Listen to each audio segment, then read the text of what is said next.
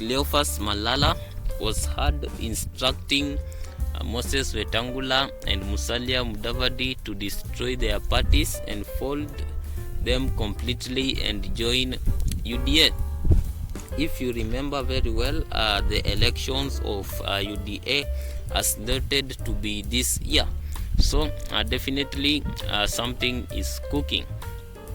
What is happening right now is a repetition or reincarnation of history, whereby a political party wants to be very powerful, or what in political terms is known as a hegemon.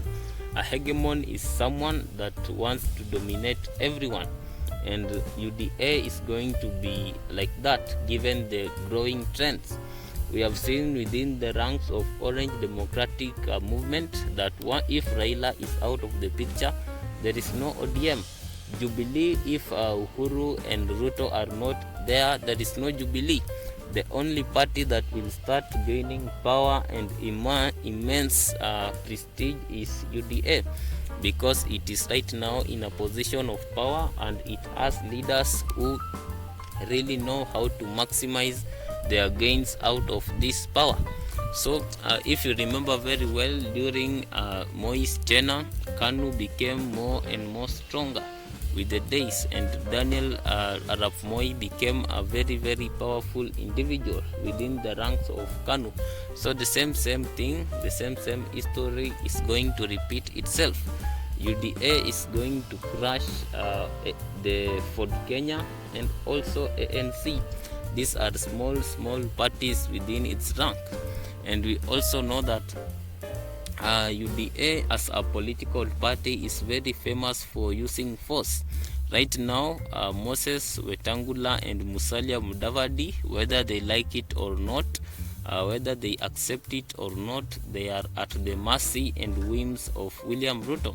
Right now, William Ruto can decide to unseat Moses Wetangula, and there is nothing that he can do. In the same way, William Ruto can decide to unseat Musalia Mudavadi from where he is standing, and there is nothing he can do. So at the end of the day, there will be two choices for these leaders. It is either they crush their parties, or their positions will get crushed and they go with their parties out there. It is very, very obvious that political parties like Ford Kenya and ANC do not have much popular support. They do not have so much support within the masses. They do not enjoy a popularity that is widespread and massive among the people. So it is very, very difficult for them to really win this battle. So the inevitable that will happen is that these satellite parties within UDA or within Kenya Kwanza will be crushed, and they will be forced to merge into UDA so that they have a united democratic front. Even though the democratic is in quotes, this is what is going to happen, because UDA will use its power to crush all the parties that are within it and force them to amalgamate into a mighty UDA, whether the leaders of these parties like it or not. And this is the price that they will have to pay for power, because power does not come free of charge.